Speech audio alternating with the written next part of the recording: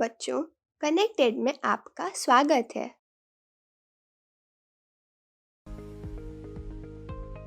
रहीम के दोहे होते हैं बड़े अनमोल, देखने में छोटे पर गूढ़ इनके बोल। जैसा कि मेरी पंक्तियों से स्पष्ट हो रहा है, आज हम रहीम जी के दोहे पढ़ेंगे। रहीम अकबर के दरबार के नवरत्नों में से एक थे और अपने छोटे छोटे दोहों के माध्यम से बहुत गहरी बातें कह जाते थे। उन्होंने बहुत से दोहे लिखे हैं और आज हम उन्हीं दोहों में से कुछ दोहे पढ़ने जा रहे हैं। बच्चों, रहीम जी का पहला दोहा है। कही रहीम संपत्ति सगे, बनत बहुत बहुरीत, विपत्ति कसौटी जे कसे, तेई साँचे मीत। रहीम जी इस दोहे में कहना चाहते हैं कि यही रीत यानी नियम है कि अगर किसी के पास संपत्ति है तो बहुत से लोग उसके सगे संबंधी या मित्र बन जाते हैं, परंतु सच्चा मित्र वही है जो संकट के समय में आपका साथ देता है। आइए बच्चों, अब हम दूसरे दोहे को पढ़ते हैं। जाल परे जल जात वही, तजी मेनन को मोह, रहीमन मछली नीर को, तऊ न छाड़ती छो। इस दोहे की पंक्तियां हमें मछली और उसके पानी के लिए मोह या प्रेम के बारे में बताती हैं। जाल पानी में पड़ते ही जल मतलब पानी मछली का मोह त्याग देता है और जाल से निकल जाता है, परंतु मछली पानी से अपने मोह या प्रेम को छोड़ नहीं पाती और विछोह में मर जाती है।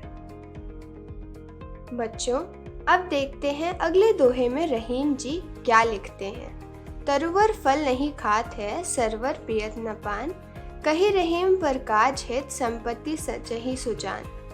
बच्चों, रहीम जी कहते हैं कि जैसे पेड़ कभी अपना फल नहीं खाता और तालाब अपना पानी नहीं पीता, इस सब का उपयोग अन्य लोग करते हैं, ठीक उसी प्रकार सज्जन पुरुष अपनी संपत्ति का संग्रह अपने लिए नहीं करता, बल्कि दूसरों की भलाई के लिए करता है। बच्चों, अब अगला दोहा पढ़ते हैं और जानते हैं कि रहीम जी इसमें क्या कहना चाहते हैं। थोथे बादर क्वार के ज्यो रहीम खैरात, धनी पुरुष निर्धन भये, करें पाछली बात। इस दोहे में रहीम जी कह रहे हैं कि जैसे क्वार यानी अश्विन के महीने में छाए बादल केवल गर्जना करते हैं, बरसते नहीं, ठीक वैसे ही जो व्यक्ति अमीरी से गरीबी में आया है और दूसरों के सामने अपने पुराने दिनों को ही याद करता रहता है, उसका ऐसा करना व्यर्थ होता है, क्योंकि ऐसा करने से वो अपने पुराने दिनों को याद तो कर सकता है पर आज को बदल नहीं सकता।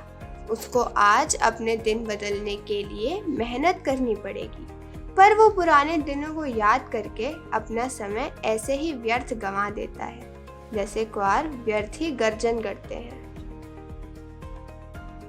आओ बच्चों, अब हम आपके पाठ में दिए पांचवें और आखिरी दोहे को पढ़ें और जानें कि इसमें रहीम जी क्या लिखते हैं। धरती की सी रीत है, सीत थाम और मेह, जैसी परे सो सही रहे, त्यों रहीम यह दे। बच्चों, इस दोहे में रहीम जी हमें धरती के माध्यम से एक सीख देते हैं। रहीम जी कहते हैं कि धरती का यह नियम है कि अपने ऊपर पड़ने वाली सर्दी, धूप और बरसात को धरती सह लेती है। वैसे ही हमें अपना शरीर ऐसा बनाना चाहिए कि उस पर अच्छी या बुरी किसी भी परिस्थिति का कोई असर ना पड़े, बल्कि वो हर परिस्थिति का सामना उसी प्रकार आसानी से कर ले जैसे कि धरती करती है। अर्थात हमें धरती की भांति ही सहनशील होना चाहिए।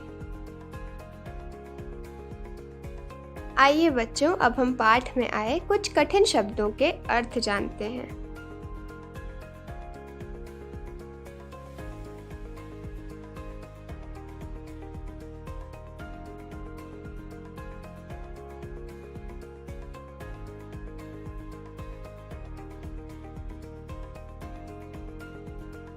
तो बच्चों, आज हमने रहीम जी के दोहे पढ़े और उनमें छिपे भावार्थ को जाना। अब आप लोग जल्दी से इन प्रश्नों के उत्तर दीजिए।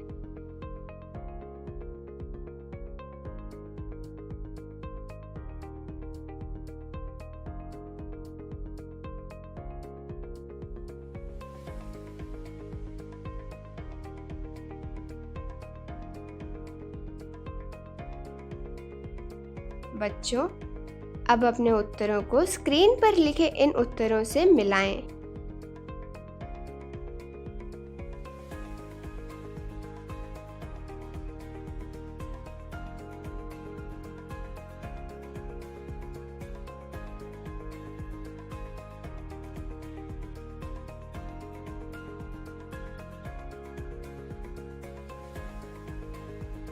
बच्चों, आज के लिए बस इतना ही।